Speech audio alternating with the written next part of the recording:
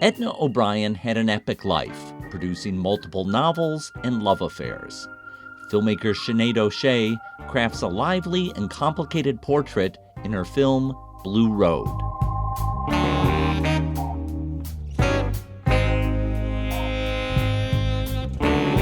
I'm Thom Powers, and this is Pure Nonfiction. Blue Road, the Edna O'Brien Story, had its world premiere last fall at the Toronto International Film Festival, known as TIFF, where I work as the documentary programmer. The film has been playing for several months in Irish theaters and now opens theatrically in the UK, while continuing a robust festival life, including this week in San Francisco.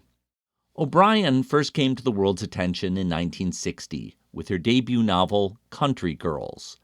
She developed those characters into a trilogy with two subsequent books, The Lonely Girl and Girls in Their Married Bliss. Her candid insights about women were scandalous in her native Ireland. Her books were denounced by the Catholic Church and banned by the Irish Censor Board. At the same time, she was winning acclaim abroad from the likes of Kingsley Amis and Philip Roth. She became a frequent contributor to The New Yorker. Throughout the film, we witness her dexterity with language in television interviews. Here she is in 1976, being questioned by Melvyn Bragg. Edna O'Brien is unquestionably one of the best thought of writers in the English language today. One thing that comes from these stories, Edna, is a rather depressing vision of men. Well, in my long life and my experience with men, I may have chosen the wrong ones, but I do think that they are shallower than women. I don't think they have nearly the same grasp on truthfulness. And they expect a woman to be a goddess, to be a whore, to be a mother, and nowadays to be a breadwinner. So the only thing I think that's nice about men is the occasional sexual pleasure they give us, and nothing else. I don't know where to go from there. The film draws upon conversations from across decades, plus passages from her diaries made public for the first time. There are also interviews with her two sons and admirers. I was surprised to learn that O'Brien was the teacher of Walter Mosley, best known for his detective novels, including Devil in a Blue Dress, that was made into a film with Denzel Washington. Mosley credits O'Brien for starting his career. And so when I think about her, it makes me a little nervous. I don't even know how to put it all together because it's such a big part of your life. It's as if you were like at a moment where you were almost dying, and then somebody saved your life. She gave me something that I don't think I would have gotten otherwise. So I'm still a little, stumble-tongued over talking about her because she's that important to me. The Irish director Sinead O'Shea has a background as a journalist. Her first documentary was a story of the Troubles in Northern Ireland called A Mother Brings Her Son to Be Shot. Her second film is Pray for Our Sinners, that's an unflinching look at the small town where Sinead grew up outside of Dublin. In that film, she challenges the domineering influence of the Catholic Church and the silence around its misdeeds. I invited Pray for Our Sinners to play at TIFF in 2022, just around the time when Sinead had gained the idea to make a film about Edna O'Brien. I asked Sinead when she first met O'Brien and how the author was perceived at the time. I don't think she meant enough to me or to Irish literature. I was first assigned a profile of her by Publishers Weekly, which is a US magazine, and I remember when they asked me to do it, I just thought, oh God, this is going to be really dull, which is this is such an amazingly ironic response. And my sense of her was that she was maybe a bit frothy, a bit fluffy. I had studied English literature in university in Dublin, like pure English, so only English literature for 4 years. And yet she just wasn't really considered canonical. I believe now she was an option on a third-year course, but when I just think of the reverence there was for other Irish writers, it's a really remarkable state of affairs. So, yeah, I had a sense of her as being quite lightweight and insubstantial. And so I read her first book, Country Girls, and I just couldn't believe it. I mean, it was published in 1960, and maybe this is quite a narcissistic reason for liking it, but I just felt it spoke really directly to me, to my adolescence in the 1990s. It was very funny, like toxic best friends, terrible men being propped up by a really dysfunctional patriarchal society. So a completely documentary novel of Ireland at the time. And it was a revelation. And so then I read Country Girl, which is her memoir, which she wrote in her mid-80s. And then that revealed to me that she had lived one of the great lives of the 20th century. Like, it was just extraordinary. You know, she had so many encounters.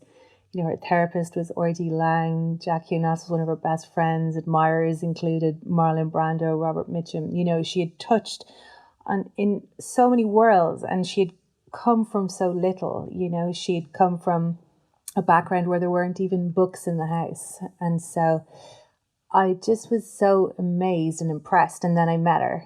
And then, I mean, I still haven't really gotten over that. Like, she was just so charismatic and so funny. And yeah, she has this effect, I guess, on people. She was very polarizing, and, you know, we can talk about why that was. But, you know, people either, they're like me, they're kind of enslaved by her, or they despise her. And so I was definitely, you know, in the former category. And, you know, kind of within minutes, I was telling her everything about myself. And then by the end of the interview, she had me in her kitchen looking for mice, you know, that were, she was convinced were eating or stealing her food. There was no sign of them. Anyway, it was a very intense encounter. And then years later, I was at a wedding, and I quoted her to a guest there. And the guest said, "You should make your next documentary about her." And I just realized, of course, you know, that would be perfect. So that was the start. The first meeting with her occurred like roughly 10 years ago. Yeah, exactly. And then the moment that someone said to you, you should make your next film about her, where were you in your career at that point? Well, I just made a film called Pray for Sinners, and I'd just been told by you that it was going to be in Toronto in, I think, a month and a half's time. And I was very pregnant. I was 8 months pregnant. And so that was my second film. My first film was a film called A Mother Brings Her Son to Be Shot, which was kind of, as it says on the tin, about a mother who brought her teenage son to be kneecapped because he was accused of being a drug dealer. And then Pray for Our Sinners was about a resistance to the Catholic Church in my hometown, which is Navan, which is kind of in the middle of Ireland. So that's where I was. I'd made 2 feature documentaries. The first one took 5 years. The second one was much quicker, like a year or 2.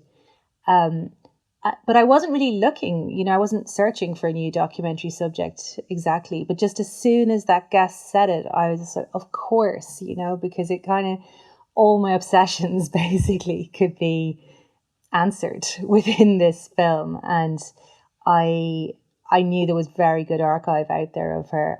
Of course, I didn't realize just how good it was. I knew how compelling she was. Like, she's just so charismatic. She's just very electric on camera. I knew that by telling her story, I could tell, you know, the history of Ireland. I could really say something also about, you know, relationships between women and men, between, I suppose, couples, rivalries, you know, competition between creative partners. There were so many things you could say within this documentary. So as soon as it was said to me, I just said, oh my goodness, yes, of course. At that moment, though, you were in a kind of race against time because this idea was occurring to you when Edna O'Brien was very sick, already in her late 80s and not well. So how did you take it from there? How did you convince her? Yeah, so I mean, it was an unfortunately very slow process after that initial euphoria of the idea being given to me. She was 91 then, so I spent a year trying to chase her down and, you know, taking the official route, sending, you know, ideas, proposals to agents who, you know, were kind of enthusiastic, but she wasn't. She was very uninterested, I think. And she was herself trying to finish a book, and she was quite ill and kept being waylaid by various accidents. So I realised I was going to have to go back to the wedding guest who had said, you suggested this, because that wedding guest had said she's one of my best friends. And so the wedding guest was a film producer called Barbara Broccoli, who at the time was making James Bond films. She's now severed those ties somewhat, I think.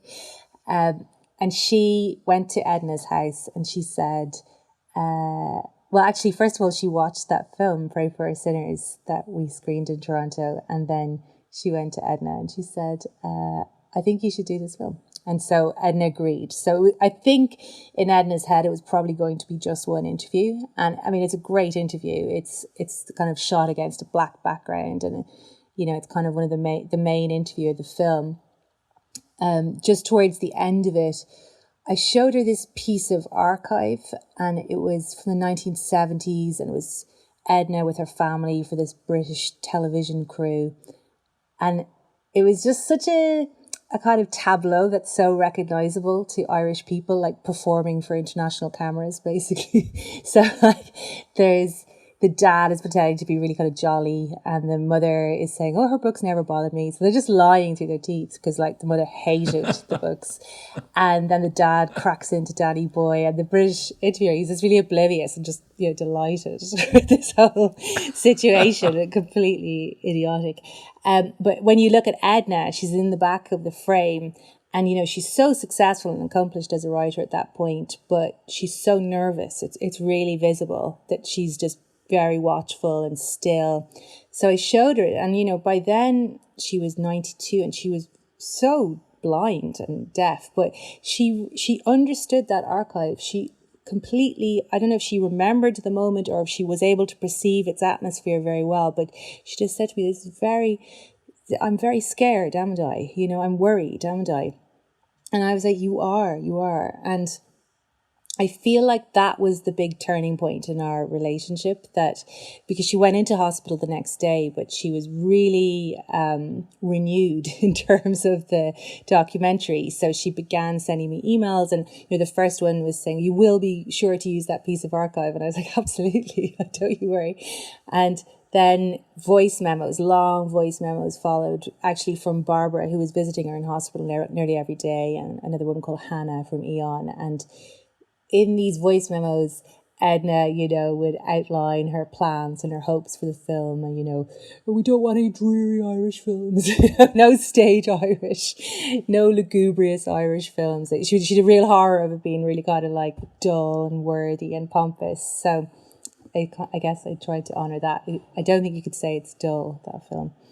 Maybe we should say a little bit more about the role of Barbara Broccoli in this. I mean, you mentioned briefly that she had been a producer of James Bond films, but people may have seen the news in the last couple of months that she and her partners sold the James Bond franchise after so many years to Amazon MGM. So she's a producer who lives in a different stratosphere than producing biographical documentaries. Yeah, no, so, I mean, it was actually a very good collaboration, I think, from that perspective, because I don't think I ever said the words, or have even said the words James Bond to Barbara. I've worked with her quite intimately for the last couple of years, but she also was very, very respectful of the documentary process. But I guess she had maybe that good producer instinct that sometimes occurs, because, you know, I was very happy with my one black interview of Edna. And then, you know, the voice memos kept coming from the hospital. And then at a certain point, Edna decided I should read her diaries. And I mean, that was just like a whole adventure, which I think we should discuss in great detail. But then I think it was Barbara who said, you should do one more interview with Edna. And I was like, actually, I have enough here. You know, I have a lot. I have the diaries, I have this big interview. I have so much archive. And I really am so grateful to her for that, because that final interview with Edna, it's shot against a white background, kind of supposed to evoke heaven, essentially. And Edna's just 3 months from death, and it is a very profound piece of film, I think, because she's so frail and she's so feeble, and, she's just a voice at this stage. Like, it's just a brain and a voice. The kind of physical realm is ebbing away. And so I'm just so glad for that. I wouldn't even say it was insistence, but just a kind of constant suggestion of, well, why don't you push more? I'm quite passive, I think, with my documentary participants generally. But anyway, I digress. So there's a couple things I want to break down there. Let's go back to something you said about one of the themes of the film, which is about creative rivalries within couples. So we should establish here that when Edna was young and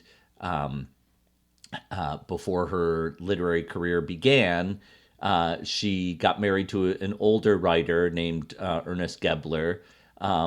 They had 2 kids together who appear in your film as adults. And after she had married Ernest Gebler, she wrote Country Girls and suddenly became a more famous author than he was. I mean, I wonder if you can describe what you perceived of their marriage. Yeah, I mean, I think it's exactly as you said. He was the star. He had sold, nearly 5 million copies, apparently, of his first book, The Plymouth Adventure. It had been turned into a Hollywood film. So it was huge. Spencer Tracy started it. He was a big figure, and, his literary peers in Dublin were people like Flann O'Brien and Brendan Behan. And so Edna came into this world. She was working in a pharmacy, and she used to treat his father. And she was just such a kind of wide-eyed country girl. And she was very interested in language, very interested in writing. She hadn't been to university. And she was just an object of derision, really. Like, she was hot, but like, she just was an idiot as far as they were concerned. And then there's a little bit, and actually from her diaries, I really love in the film, where she's teaching herself new vocabulary. And, it's like AI or, well, something much less sinister. She's just like, I'm going to get this. I'm going to learn this. So she's teaching herself big words, like ingenuousness, things that have clearly tripped her up in conversation before. And she's really committed to bettering herself. And as Gabriel Byrne says to me in the film, she comes from the back of the race to win the race. Well, she wasn't supposed to be in the race to begin with. And suddenly she eclipses him. And Country Girls is this huge success. It's published in 1960 on both sides of the Atlantic. And it's not just that it's successful, it's the start of a new kind of writing. Its voice is so fresh. And she's clearly going to be a literary star. And, her next book is made, it's adapted into a film, it wins prizes at Venice. And her just like, what? So he really short circuits, like he really goes mad. And so we see this incredibly in the diaries. It's just so funny to be so literal. So, she reports some happy news and, he'll make some snide remark beneath it. He actually went so mad, he started to believe he had written her books, even though this defied all logic. These were her memories. Clearly they were kind of fictionalizations of her country background. And anyway, eventually their marriage left, but he still continued to claim he had written her books, even though she continued to write many more books after this. He went back to Ireland. He insisted to his circle, which were very influential, that she remained a kind of shallow, silly girl, and that she just wasn't doing the work. She wasn't the real thing. And it's interesting because I see now how that attitude trickled all the way down to, when I'm studying English literature in an Irish university, that, there's still the same sense that she's not canonical, that, she's not a heavyweight. So, yeah, it's a portrait of a few different things, but certainly creative rivalry is one of them. The poison seeds that he had planted early kind of stuck around, like those ideas I agree. stuck I around. really believe this. I've really come to understand this. I mean, he would literally take books out of the library in Dublin, her books that she had written, and he would annotate them with like criticisms and revelations of what had really happened, i.e. that she hadn't written these books herself. And, you know, he was friends with lots of influential newspaper editors and magazine editors, and it really pervaded. It was so insidious. So by the time I said I was going to make this film, which is in 2022, 2023, I say this to a university friend and he says, but you know, she didn't write her books. Like this guy had played chess when he was a kid with J.P. Dunleavy, who was one of Ernest's best friends. So, you know, it was just a really widely accepted truth kind of within the chattering classes of Ireland that she's not the real thing. And they couldn't have been more wrong. Actually, she had more brain power than any of them. She was more original, she was funnier, she was more interesting. But they were just so jealous and so angry. So, yeah, it's a very interesting portrait of creative rivalry going so badly wrong. So one of the kind of damning documents that you put forward in the film that brings us all together is her diaries. So you mentioned before that Edna herself said to you, go read my diaries. Can you talk about what that took to do and what you discovered there? Yeah, I mean, I've got to be honest, I guess this is a documentary podcast, so I can be quite frank, but like, it was such a pain in the ass. Like, it was just a nightmare. Became kind of a poison chalice, you know, as brilliant as they were. It was just such a nightmare in terms of the workload, because Edna was dying by the time she said this to me, and I really wanted them to be in the film. I also had this slightly fantastical idea that, you know, she would see the film and she would rally and she wouldn't die. So I mean, that was quite a pressure, I think, to put on myself. So I became obsessed with the diaries. I first tried to transcribe them via Zoom with a librarian in Emory College in Georgia, which is where her diaries, it turned out, were divided into 3 sections. And so the most naked ones, she said, were being kept in Emory College in Georgia, and they were the ones I had to access. So I began transcribing them over Zoom with a librarian. I mean, I have to say that unfortunately the journal we picked was quite salacious. It was like at a time of like a lot of hedonistic activity, and the librarian was like so shocked by some of the things she was reading. But it wasn't for that. But I think the librarian wasn't that enthusiastic about it. So then I had this idea. I was like, okay, well, why don't we got one of our producers, our Irish producer, Claire McCabe, she went over and photographed all the pages. And the idea was I would start transcribing as she was sending me the photographs. But then there were like tens of thousands of photographs. So we realized, oh no, we're going to have to get people to help us transcribing. But then nobody could transcribe them, it turned out, because nobody could read her handwriting. And you really had to kind of know the entire Edna mythos, I think, for a lot of it to make sense. And anyway, so it was a huge job. It was a 7 days a week, day and night job. A complete obsession, I have to say. And so there's something shocking to me that you find in the diaries, I think shocking to a lot of people who watch the film, which is that her husband, Ernest, had apparently gone in and written his own comments in her diary. So can you describe how you realized that's what you were reading? Yeah, it took a while for me to understand that. I started reading these early diaries from like early 1950s, and I could see there was a different type of handwriting, it was a different coloured pen, and it was ultimately contradicting what had just been written. And so, but I guess I'm quite a skeptical person, and this is going to sound a bit outlandish, but I just thought to myself, this is almost too perfect a kind of an undermining of Ernest himself, if it is Ernest. Like, what if it's not Ernest? Like, what if in fact it's kind of Edna in a sort of revenge attack has, like, I don't know, somehow, I don't know, impersonated his handwriting, because the annotations were so damning, not of Edna, but actually of Ernest. They revealed him to be a complete narcissist, a completely jealous man, a petty, mean-spirited man.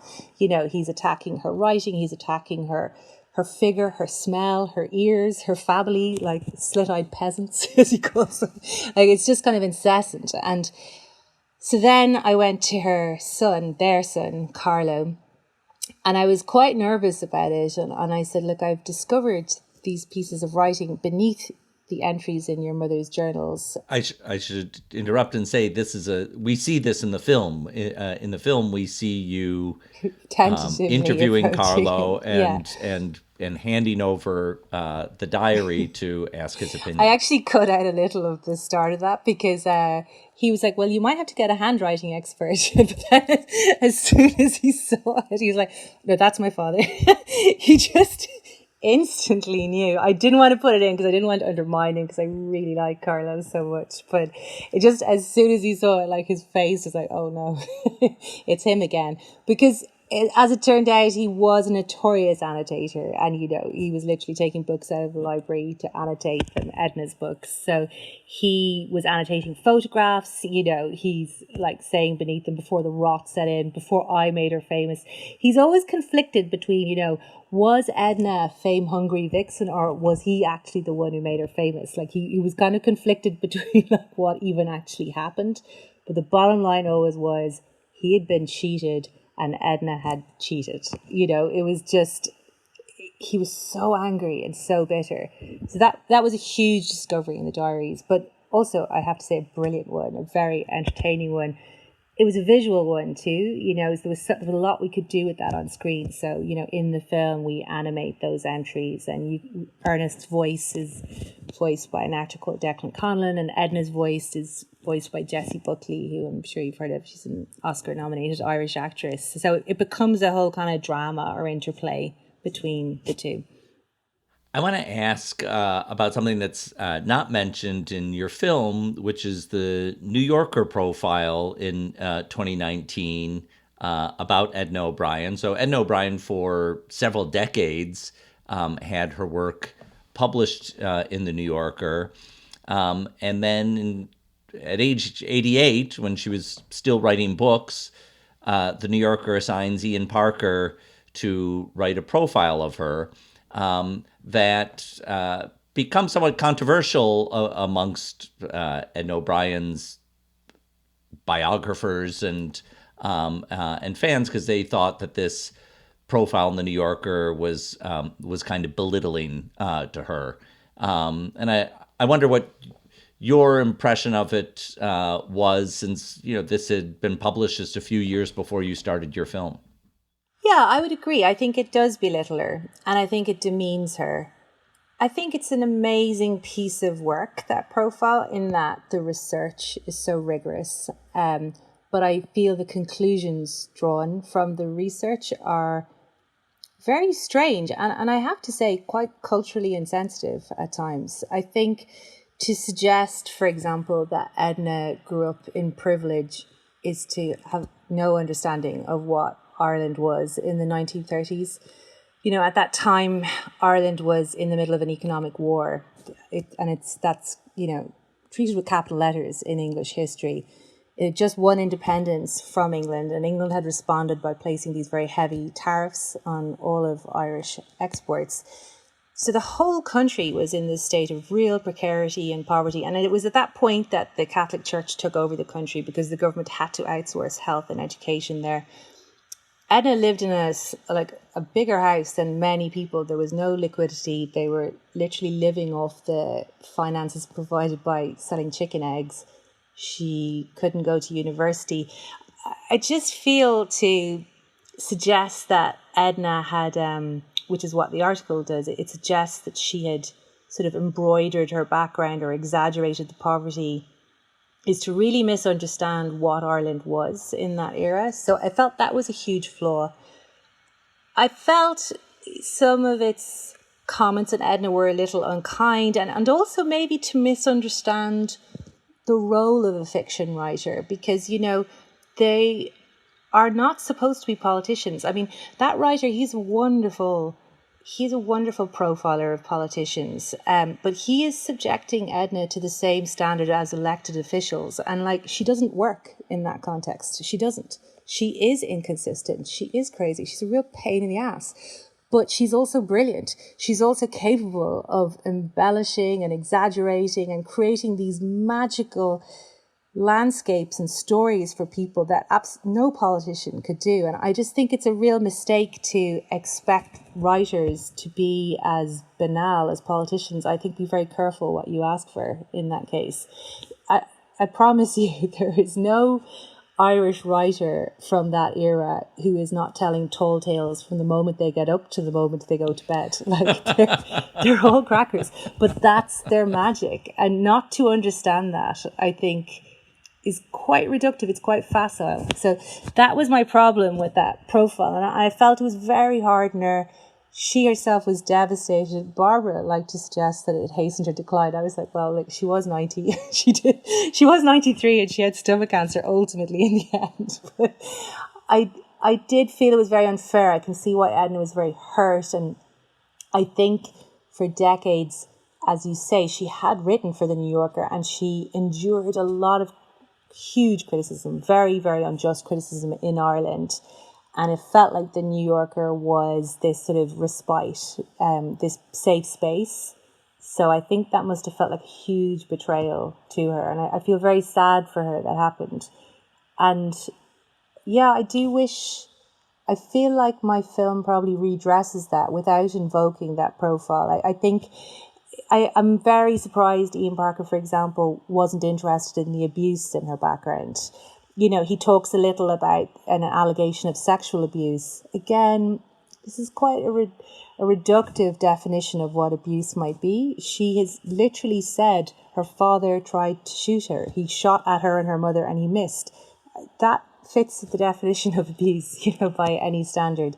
She lived in fear for her own life. Her father was a very violent man, and I just wish people would understand what domestic violence is for children. I think to dismiss it as that New Yorker article ultimately does, I think it's not right. So you were trying to correct this history. You're racing against time as Edna gets older and sicker. You're trying to encapsulate tens of thousands of pages of diaries in this time. And I remember at some point you shared a little footage with me, and I gave you a piece of bad advice, which is because you had shared this footage with me that had this archival of Edna in her prime, where she would just be on TV shows running circles around always male interviewers. And then you had this footage of her interviewed in her 90s, quite frail, still sharp of mind, but quite frail. And I had a concern about how these things would fit into the same film. And I remember I even suggested to you, you may want to cut back on this older interview, or this interview of her in her older years, because she's not quite as fluid and quick-witted as she is in some of the other stuff. And that was when I saw the final film, I realized bad advice, because you really brought those elements together in a marvelous way. And I think one of the, amongst many moving things in the film, is the way in which Edna's final interview that you described, where she's filmed against a white backdrop and it's just a few weeks before she died, that she's still like able to confront some of the harshest experiences of her life. I wonder if you can just reflect a little bit more on her ability in her 90s, being so sick, to still go for it? Yeah, well, first of all, I want to say I feel you're a little hard on yourself in this regard, because you also gave me very good advice. You told me to watch the film The Disappearance of Sherry Height, and you said you should consider using an actress to voice the diaries, and I had no idea of doing that. So that was very useful. I didn't remember that. I only remembered the bad advice Oh, I that's gave. sweet. Well, I did believe, though, that she would work on camera, and the more of her, the better. I mean, that Black interview is actually, it's only about 40 minutes long, and, it takes up a lot of time in the film.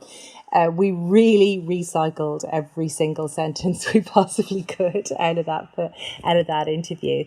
And actually, I just must, again, just praise my amazing editor, Greta Ole, who was such a brilliant collaborator in that respect. But yeah, I just felt, and actually I think you've said this too, it's so rare to be with somebody from a very, very early age right till their death. And I just felt there was a magic in that. And she was so insightful. She was so clever. I mean, her IQ, I always think, must have been so extraordinarily high, because as I keep emphasizing, she doesn't have much in the way of formal education. She hasn't grown up in a literary house. But what she is, she's very quick. So you put her into any situation, she appraises it and she figures her way around it. And, again, we're probably not attending to this enough still, but, the quality of her work was really so amazing. Throughout the 1960s, she produced a book almost every year, culminating in A Pagan Place in 1970, which I think is just a masterpiece of Irish literature. It's really brilliant. Then, things go a bit awry. There's a big break from fiction. She takes LSD. She falls in love with this disastrous British politician. But then she has a whole new final act. She begins writing very political books much later in her 60s. It's now the 1990s, and she continues all the way through her 70s and her 80s. Still, when she was dying, she was trying to finish a biography of T.S. Eliot. She just was an extraordinary brain. She was deeply committed to literature. Chekhov and Joyce, they were people that she was in a kind of dialogue with all day long. She challenged herself. She pushed herself. She was a very difficult person. She had no tolerance for boredom, small talk. She needed to be very stimulated, and that led her into some very dark places at times. But yes, in answer to your question, yes, still dying, age 93, she is still able to conjure up ideas and express herself in a way that left the whole room awed while we were filming, and that still, while people are watching this film in the cinema, people are rapt. People are in a different place because of her. So, look, there's many different things that I could ask about, but I'll save a lot of that for people to discover watching the film. So as I wrap this up, I want to ask about what the reception in Ireland has been to the film. It was a month or so ago that after playing many festivals, it was finally released in theaters in Ireland. And how did that go? It's gone very well. I mean, I don't want to be too self-aggrandizing, but it's been it's been very big as documentaries go. I think it's now the second biggest Irish documentary at the box office since records began. I mean, our records only began in the 1992, so bear that in mind. You don't have to undermine us. So it's been a big deal. What is very interesting about its box office success is that it's not so perceptible on social media. So the box office numbers are huge, but people aren't kind of, gossiping about it on Twitter or anything. And what it seems to be happening is that lots and lots of old women are going to see it, and then they're going back and they're arranging babysitters for their daughters and their granddaughters, and they're saying, you've got to see this. And I think they're all communicating by phone or by WhatsApp. So it's very interesting. It's a real it's been a real word of mouth success. And it's still running. It began on January 31st. It's now mid-April. So it's still running in Ireland, and we're opening in the UK on April 18th. So we're hoping that more evangelical Irish women will come out, basically, and champion it. And what has the conversation been like? I mean, we've talked about ways in which Edna O'Brien's reputation was seen through many different clouded filters over the years. How are people revisiting it through this film? I think for women especially, Edna is a kind of cipher, or, this is sort of, she symbolizes something very significant to them, but she was so sexually liberated by the standards of the time, and she was so glamorous and so successful, and she was financially independent. So I think for a certain generation, there's an absolute fascination with her, and they just want to see anything still involving her. But then I think for other people, it's so fascinating to see how a woman as clever and as accomplished and successful as Edna was so denigrated within Irish life. Because, it was very consistent throughout. Her first book is banned, it's burned by people in their back gardens and in churchyards. And then all her subsequent books are banned until the 70s.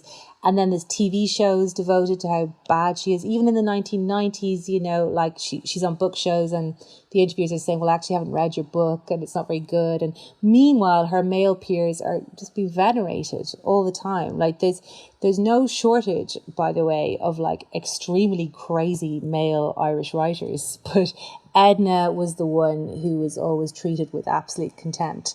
So I think people are very interested in that double standard, and they're kind of amazed. And it's very interesting for them to see it so literally on screen.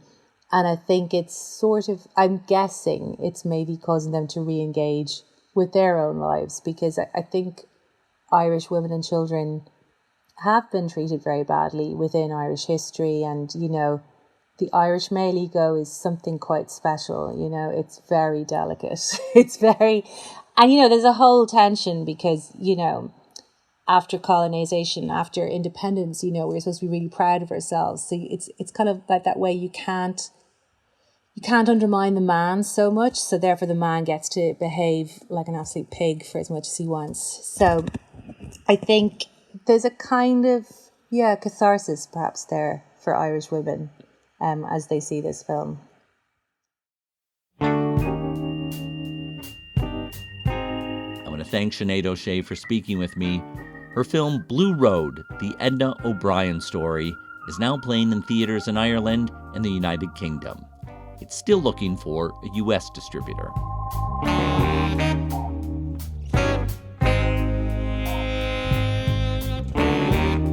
I invite you to read our Substack newsletter, Doc Voices, written by Bella Racklin. If you want to advertise to our 45,000 readers, send an email to listen@purenonfiction.net. Thanks to our team, series producer Hannah Nordenswan and web designer Cross Strategy. Our theme music is composed by Andre Williams, and our executive producer is Raphael Nehausen. I'm Thom Powers. Follow us on Instagram and visit our website at purenonfiction.net.